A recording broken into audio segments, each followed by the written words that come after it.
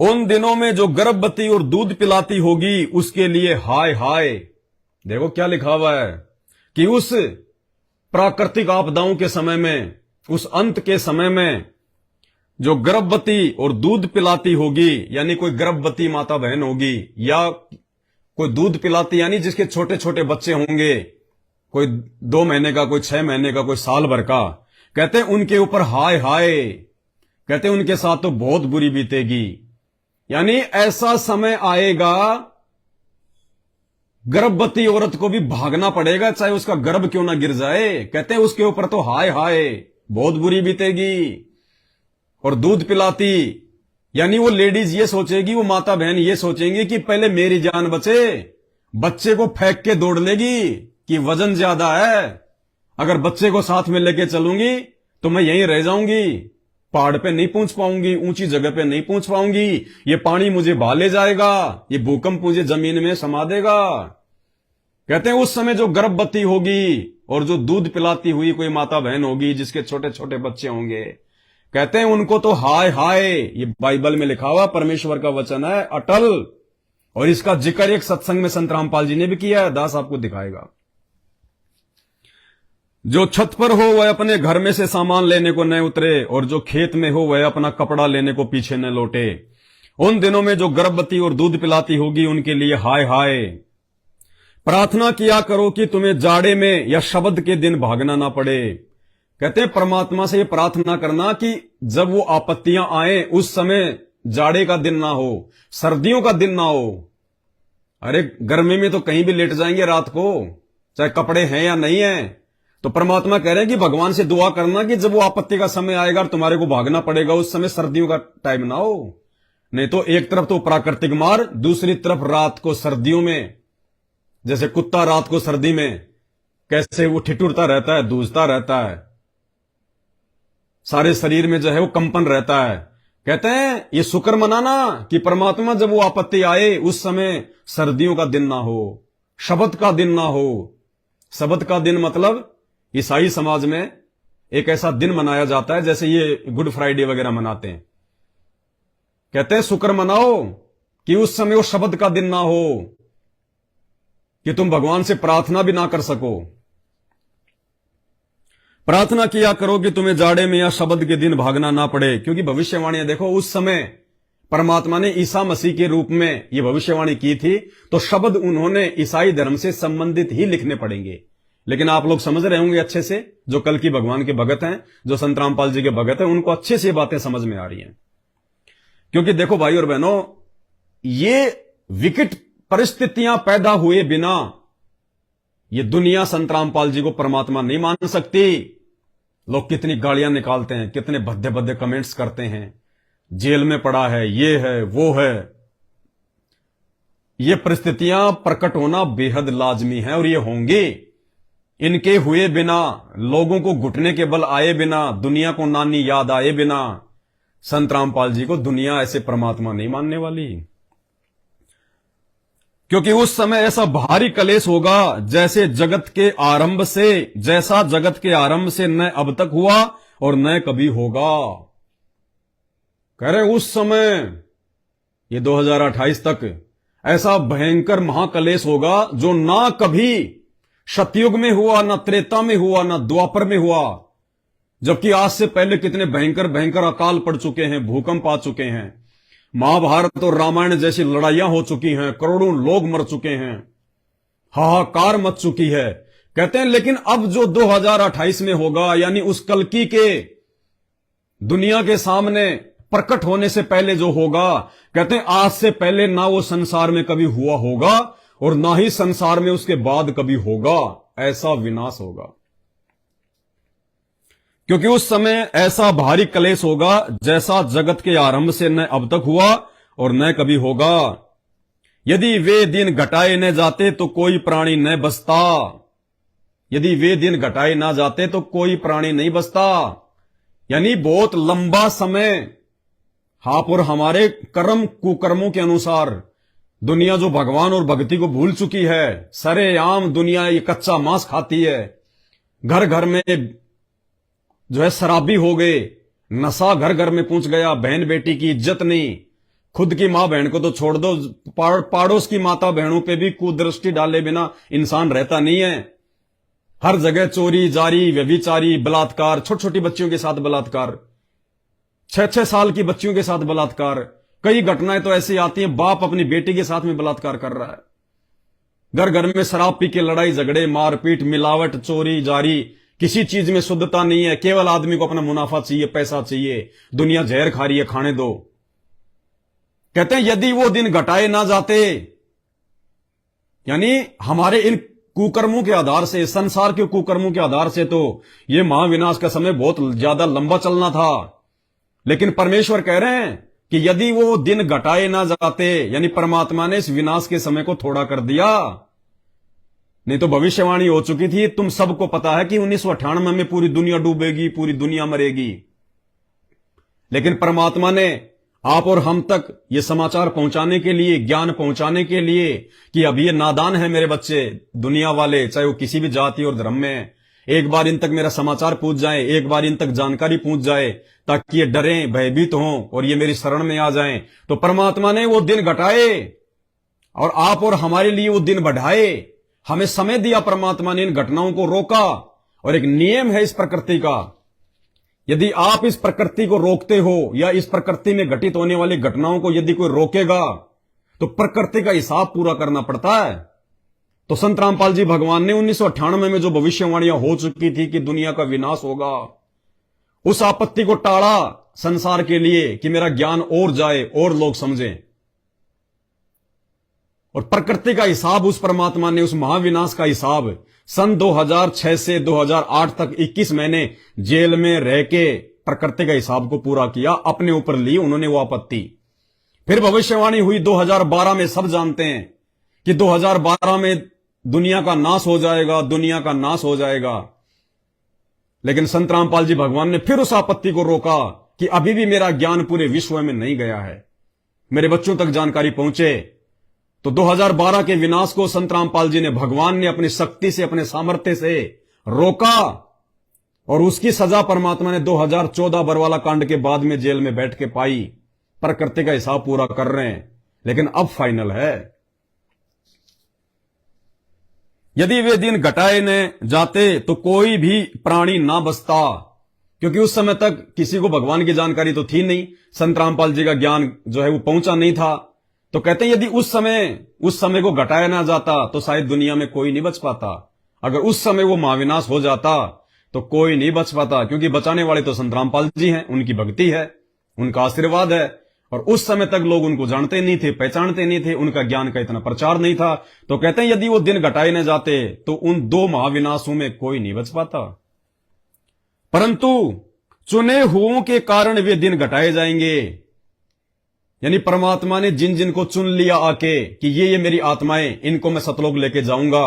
कहते हैं अपने उन चुने हुओं के लिए परमात्मा ने वो दिन घटा दिए, थोड़ा विनाश के समय को आगे बढ़ा दिया कि अभी तो मेरे वो बच्चे जिनको मैंने सतलोक लेके जाना है, अभी तो वो मेरी शरण में भी नहीं आए, इसलिए परमात्मा ने समय को आगे बढ़ाया।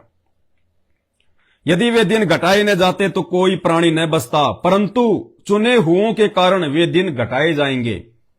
यानी ईसा मसीह कह रहे हैं उस समय 2500 साल पहले अपने चेलों को जैतून के पहाड़ पे बैठ के कि उस समय जब वो आएगा वो परमात्मा, तो कहते हैं अपने बच्चों के लिए वो दिन जो है वो बढ़ा देगा, कयामत के दिन को बढ़ाएगा। वो किनके लिए? जिनको वो चुन लेगा।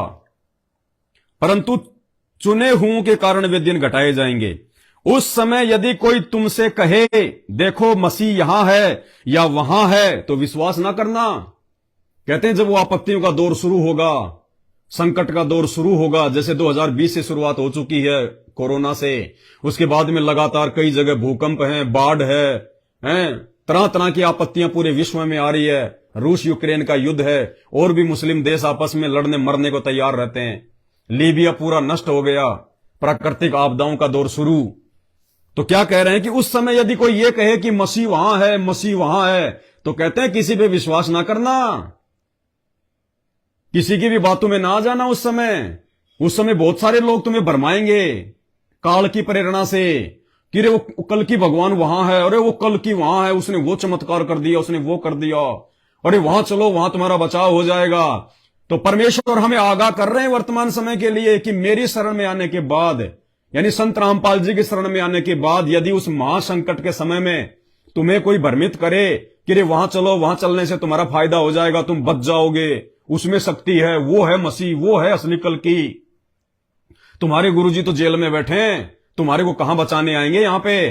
तो कहते हैं भक्तों, उस समय डगमग ना हो जाना, अपने पैर पीछे मत जो है वो खिसका लेना। उस समय यदि कोई तुमसे कहे देखो मसीह यहां है या वहां है, तो विश्वास न करना, उन लोगों की उन घटिया बातों पे विश्वास मत करना, क्योंकि झूठे मसीह और झूठे भविष्य वक्ता उठ खड़े होंगे, बहुत सारे लोग खड़े हो जाएंगे और बड़े बड़े चिन्ह और अद्भुत काम दिखाएंगे, बड़े बड़े चमत्कार करेंगे, लोग दावा करेंगे, जैसे बहुत सारे पाखंडी, जैसे बागवेश्वर धाम, धीरेन्द्र शास्त्री, पिछले जन्म की कोई सिद्धि छोटी मोटी, पिछले जन्म की भक्ति है, खर्च कर रहा अपनी, कहते हैं इस प्रकार के। और ये ईसाई धर्म में बहुत सारे लोगों को सामने खड़ा कर लेंगे, फिर कहेंगे मसीह के नाम पे, मसीह के नाम पे फू, और बहुत सारे लोग नीचे गिर जाएंगे। कहते हैं छोटे मोटे चमत्कार देख के, ये जादू जंत्र देख के, ये टोने मोने देख के तुम डगमग मत हो जाना कि यार इनमें तो बहुत शक्ति है, ये तो बड़े चमत्कार कर रहे हैं, ये तो अद्भुत खेल दिखा रहे हैं, इन्होंने तो इसका कैंसर ठीक कर दिया, इसका रोग ठीक कर दिया, मुर्दे को जिंदा कर दिया। कहते हैं उस समय वो टोने टोकटके वालों को देख देख के, जिनकी पिछली थोड़ी बहुत उनके पास में भक्ति होती है, और उस भक्ति से थोड़े बहुत चमत्कार कर देंगे, तेरे मामा का नाम ये है, तेरी पर्ची ये निकाल दी, तेरा पर्चा वो निकाल दिया, जय मसीह की फू। कहते हैं इस प्रकार के ये जादू जंत्र देख के, ये काल के कारण इस प्रकार के ड्रामेबाजी देख के तुम डगमग मत हो जाना, भ्रमित मत हो जाना। लोग अद्भुत काम दिखाएंगे कि यदि हो सके तो चुने हुओं को भी भरमा दें। परमात्मा कहते हैं हो सकता है मैंने जिनको अपनी शरण में ले लिया उनको भी भरमा सकते हैं। ऐसे ऐसे चमत्कार दिखाएंगे लोग उस समय। देखो मैंने पहले से तुम सबसे ये सब कुछ कह दिया। ईसा मसीह क्या कह रहे हैं अपने भक्तों को कि देखो आज मैंने तुम्हें पहले ही सब कुछ बता दिया है। ये जो आज हम बाइबल में पढ़ रहे हैं, उस समय वो कह रहे हैं अपने भक्तों को जैतून के पहाड़ पर बैठे बैठे, देखो मैंने पहले से तुमसे यह सब कुछ कह दिया है, इसलिए यदि वे तुमसे कहें देखो वह जंगल में है तो बाहर न निकलना। कोई कह दे कि वो वहां है, उस राज्य में है, उस शहर में है, वो जंगल में है, वहां पे है, वहां चलो, तो कह रहे भक्तों उस समय तुम भ्रमित ना हो जाना। देखो वह कोठरियों में है तो विश्वास ना करना कि उसने बहुत बड़ा आश्रम जो है बना रखा है, बहुत बड़ा महल बना रखा है, उसका आश्रम बहुत बड़ा है। कहते हैं लोगों की बातों में ना बिल्कुल भी भ्रमित मत हो जाना। अपने नियम धर्म और अपने कर्म पे रहना, यदि तुमको ज्ञान समझ में आ गया है तो। क्योंकि जैसे बिजली पूर्व से निकलकर पश्चिम तक चमकती है, वैसे ही मनुष्य के पुत्र का भी आना होगा। अब देखो यहां परमात्मा अपने आप को छुपाते हुए कह रहे हैं कि वो मनुष्य का पुत्र, वो मसीहा ऐसे आएगा जैसे बिजली पूर्व से चमकती हुई और वो पश्चिम तक वो जाती हुई दिखाई देती है। कहते हो मनुष्य का पुत्र इस प्रकार से दुनिया के सामने आएगा, प्रकट होगा।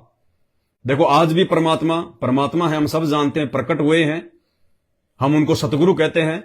और सतगुरु की डेफिनेशन है, ये परमात्मा की ये अमर वाणी है कि ना सतगुरु जननी जने और जाके माना बाप, पिंड ब्रह्मंड से रहित है ना वाती नु ताप। सतगुरु कभी जननी से जन्म नहीं लेता, लेकिन परमात्मा अपने आप को छुपाते हुए, उस समय भी उन्होंने अपने आप को छुपाया क्योंकि उस समय लोग यकीन ही ना करते कि ऐसे कोई प्रकट भी होता होगा। जैसे ईसा मसीह थे, उनका जन्म हुआ था, तो इसी प्रकार से उन्होंने उन्हीं बातों को ध्यान में रख के ये भविष्यवाणी की है। क्योंकि परमात्मा स्पष्ट रूप से नहीं करते, संकेत होते हैं, ये कोड वर्ड में होते हैं, वरना आम आदमी समझ जाए इन चीजों को। जैसे गीता जी के श्लोक हैं, वेदों के श्लोक हैं, संस्कृत पढ़ने वाले माथा पीट पीट के रह गए। आज तक वेदों से वो एक असली मंत्र नहीं निकाल पाए। वेदों में, गीता जी में भगवान का नाम तक नहीं जो है वो दिखा पाए। अब कई कहते हैं कि भैया अब जैसे वेदों में तो दिखा दिए परमात्मा ने, कवि नाम लिखा हुआ। अब कई कहते हैं कि गीता जी में कहां लिखा हुआ कबीर? भैया 8वें अध्याय का 9वां श्लोक पढ़ लेना, कवीम लिखा हुआ है स्पष्ट कि वो परमात्मा, उसका नाम है कवीम। 8वें अध्याय का 9वां श्लोक, सब कुछ बता रखा है परमात्मा ने। तो कहते हैं क्योंकि जैसे बिजली पूर्व से निकलकर पश्चिम तक चमकती है, वैसे ही मनुष्य के पुत्र का भी आना होगा। यानी वो मसीहा, वो परमात्मा संत रामपाल जी इस प्रकार से आएगा, अचानक से संभलने का मौका नहीं मिलेगा। जहां लोथ हो वहीं गिद्ध इकट्ठे होंगे। लोथ यानी मांस, जहां पे मांस होता है वहां पे गिद्ध भी आ जाते हैं। यानी जब उस समय वो परमात्मा आएगा, कहते हैं उस समय और भी खड़े हो जाएंगे और भी कहेंगे हम हैं कल की, मैं हूं कल की, हमारे गुरुजी कल की, हमारे गुरुजी हैं वो अवतारी पुरुष। तो कहते हैं जहां लोथ हो वहीं गिद्ध इकट्ठे होंगे। जहां मांस होता है वहां पे कहते हैं वो गिद्ध भी आ जाते हैं। तो उस समय और भी लोग निकल के आएंगे। आगे देखिए, मनुष्य के पुत्र का पुनरागमन, यानी ईसा मसीह कह रहे हैं कि उसका पुनः आगमन जो है वो कब होगा? उन दिनों के कलेश के तुरंत बाद सूर्य अंधियारा हो जाएगा। यानी जब परमात्मा आएगा, जब संत रामपाल जी आएंगे, सूरज, भाई और बहनों, तभी दुनिया परमात्मा मानेगी। सूरज उगना बंद कर देगा। अटल वचन है ये बाइबल में। इनका जिक्र संत रामपाल जी ने अपनी एक उसमें सत्संग में किया है। वो सत्संग नहीं मिल रहा दास को, मालिक ने स्पष्ट इसका जो है जिक्र किया हुआ है कि बाइबल में ईसा मसीह ने कहा कि मेरे ये वचन नहीं टलेंगे।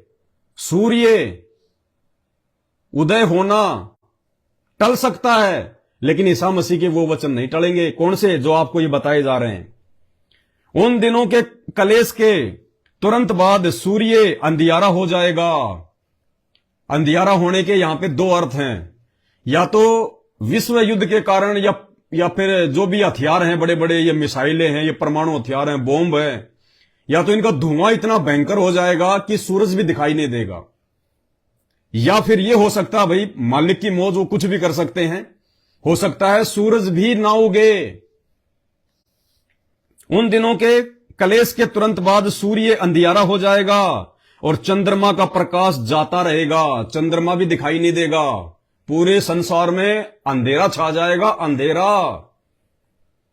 और चंद्रमा का प्रकाश जाता रहेगा और सारे तारे आकाश से गिर पड़ेंगे। यानी उल्कापिंड, प्राकृतिक आपदाएं, हर प्रकार से आपत्ति आएगी इंसान पे, और आकाश की शक्तियां हिलाई जाएंगी। तब मनुष्य के पुत्र का चिन्ह आकाश में दिखाई देगा।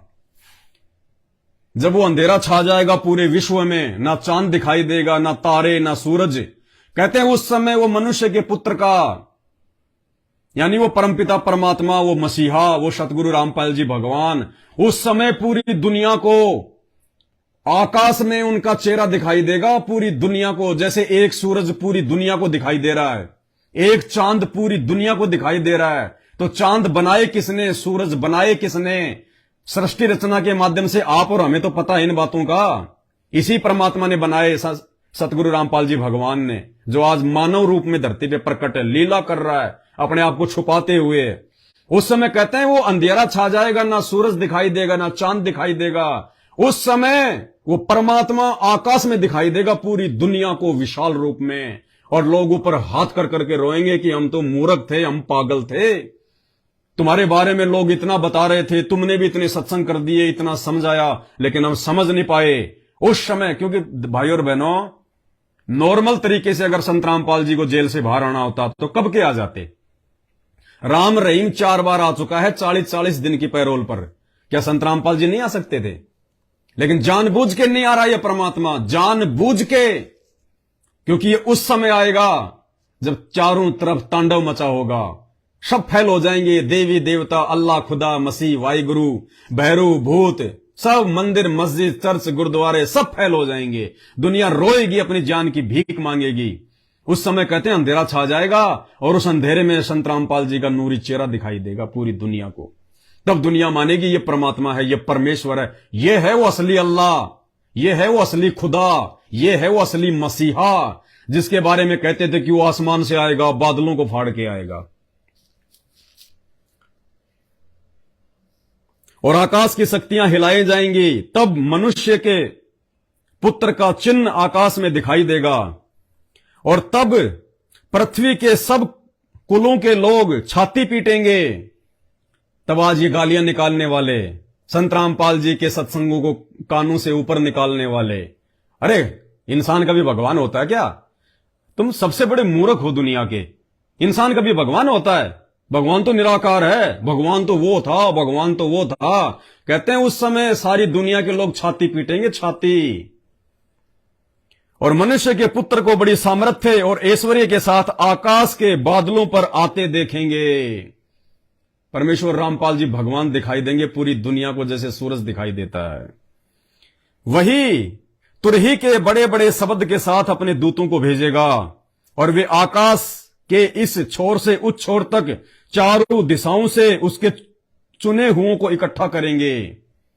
तब परमात्मा के बच्चे, उनके विशेष सेवक लोगों को इकट्ठा करेंगे, लोगों को समझाएंगे। जो लोग मानेंगे उनको मालिक से उनको जोड़ेंगे, भक्ति भाव से उनको जोड़ेंगे। जिन जिन को परमात्मा ने जो है वो चुन रखा होगा। आगे देखिए अंजीर के पेड़ का उदाहरण। इसी रीति से जब तुम इन सब बातों को देखो, क्या कह रहे हैं ईसा मसीह जी, कि जब तुम इन सब बातों को देख लो, आपत्तियां, महामारियां, भूकंप, बाढ़, अकाल, सूरज का उगना बंद, चांद का उगना बंद, परमात्मा का चिन्ह प्रकट हो जाएगा। कहते हैं जब तुम इसी रीति से जब तुम इन सब बातों को देखो तो जान लो कि वह निकट है। तब जान लेना कि वो बहुत निकट है, अब आने वाला है, अब वरन द्वार पर ही है। अन्यथा यह समझना कि बस घर पे ही आ चुका है। मैं तुमसे सच कहता हूं कि जब तक ये सब बातें पूरी न हो लें तब तक इस पीढ़ी का अंत नहीं होगा। ईसा मसीह कह रहे हैं कि जब तक मैंने तुम्हें जो ये सारी निशानियां बताई हैं, जब तक ये सारे के सारे चिन्ह प्रकट नहीं हो जाएंगे, ये घटनाएं घटित नहीं हो जाएंगी, तब तक पीढ़ी का अंत नहीं होगा। आकाश और पृथ्वी टल जाएंगे परंतु मेरी बातें कभी नहीं टलेंगी। इस बात का जिक्र संत रामपाल जी भगवान ने अपने एक सत्संग में किया हुआ है कि आकाश और पृथ्वी टल जाएंगे परंतु मेरी बातें कभी नहीं टलेंगी। क्यों? अगर यह भविष्यवाणी ईसा मसीह ने की होती, उसी आत्मा ने की होती जो भगवान विष्णु के लोक से आई थी, तो फैल हो सकती थी। लेकिन उस ईसा मसीह के रूप में उस समय यह भविष्यवाणी कबीर परमात्मा कर रहे थे, संत रामपाल जी कर रहे थे।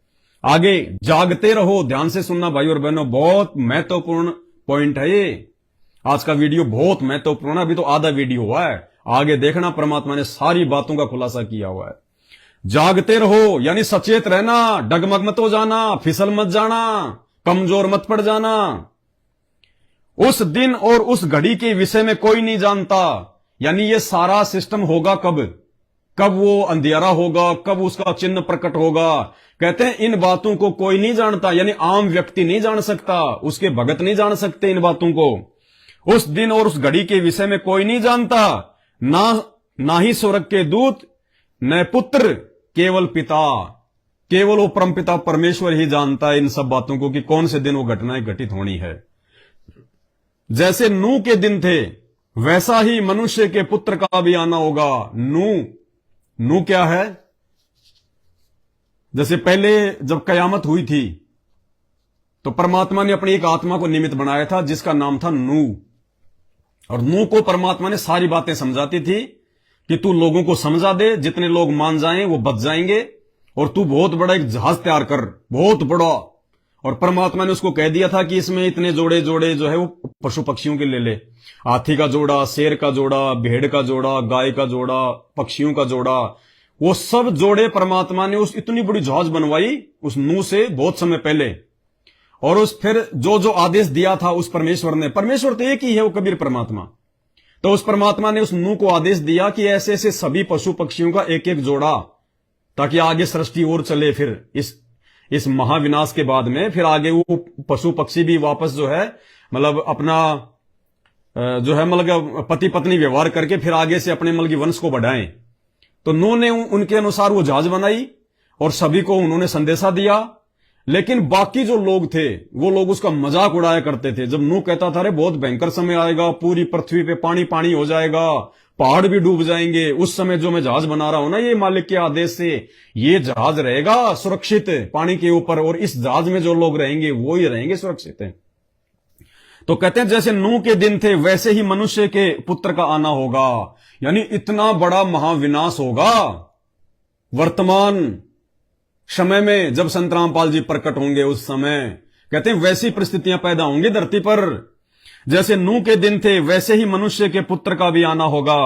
क्योंकि जैसे जल प्रलय से पहले के दिनों में जिस दिन तक कि नूह जहाज पर न चढ़ा उस दिन तक लोग खाते पीते थे और उनमें विवाह होते थे, और जब तक जल प्रलय आकर उन सबको बहा न ले गया तब तक उनको कुछ भी मालूम न पड़ा। वैसे ही मनुष्य के पुत्र का भी आना होगा। उस समय 2 जन खेत में होंगे, एक ले लिया जाएगा।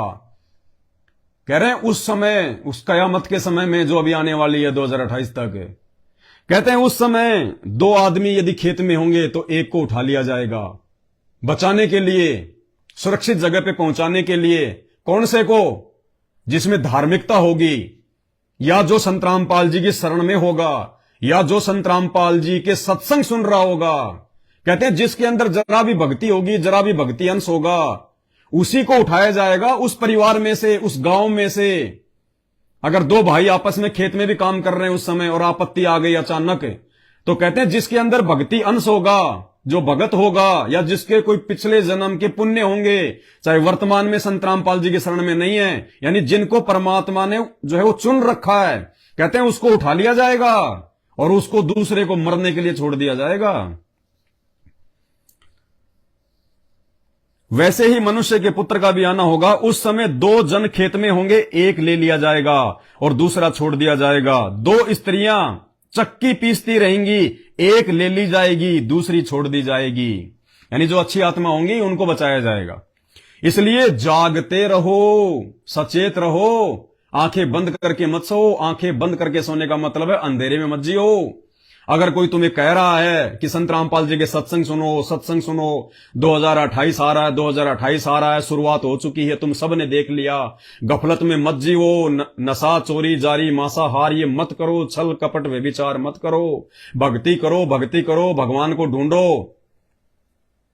2 स्त्रियां चक्की पीसती रहेंगी, एक ले ली जाएगी, दूसरी छोड़ दी जाएगी। इसलिए जागते रहो, क्योंकि तुम नहीं जानते कि तुम्हारा भगवान किस दिन आएगा। कहते तुम्हें नहीं पता वो किस दिन आ जाएगा, इसलिए जागते रहो, ठंडे मत पड़ो, मर्यादा मत तोड़ो, भक्ति करते रहो, अपने परमात्मा को मत भूलना, संसार में मत रम जाना, जगत में मत रम जाना। कि देखेंगे अभी तो गुरुजी के आने में समय है, बाद में देखेंगे, अभी कोई दिक्कत नहीं, अभी तो रिश्तेदार सब अपने हैं। जब गुरुजी आएंगे तब दोबारा से नाम शुद्ध करवा लेंगे, दोबारा से माफी मांग लेंगे। परमात्मा कहते हैं ये नहीं चलेगा उस समय बेटा, इसलिए जागते रहो, ना जाने कौन से दिन आ जाए परमात्मा, कौन से दिन वो कयामत आ जाए, तुझे सोचने का भी मौका ना मिले। क्योंकि तुम नहीं जानते कि तुम्हारा प्रभु किस दिन आएगा। परंतु ये जान लो कि यदि घर का स्वामी जानता होगा कि चोर किस पहर आएगा तो जागता रहता है।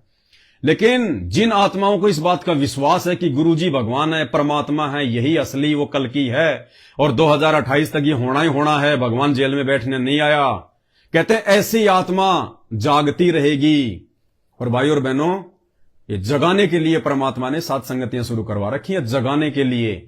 बाकी कौन मर्यादा में है, कौन मर्यादा में नहीं है, दुनिया को तो खैर नहीं पता, लेकिन आप 7 संगत से जुड़े हुए भाई बहनों को तो इस बात का अच्छे से पता है कि मैनेजमेंट वाले कितनी मर्यादा में हैं और कितने वो जाग रहे हैं। परंतु ये जान लो कि यदि घर का स्वामी जानता होता कि चोर किस पहर आएगा तो जागता रहता।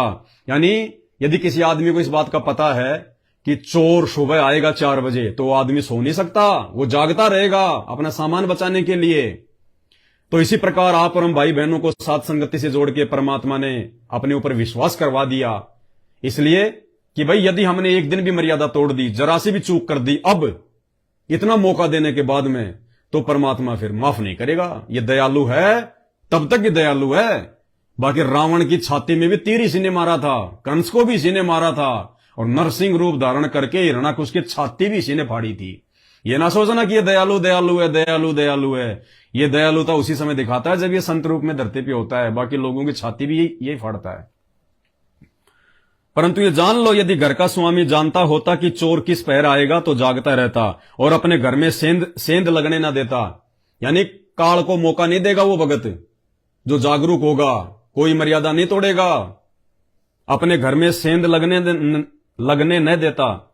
इसलिए तुम भी तैयार रहो, क्योंकि जिस घड़ी के विषय में तुम सोचते भी नहीं हो उसी घड़ी मनुष्य का पुत्र आ जाएगा, कि तुम्हारे को पता भी नहीं है, तुम सोच भी नहीं पाओगे, उसी समय परमात्मा आ जाएगा, वो विनाश का समय आ जाएगा जब तुमने सोचा भी नहीं होगा कि किस समय क्या हो जाएगा। इसलिए हमेशा तैयार रहो, तैयार।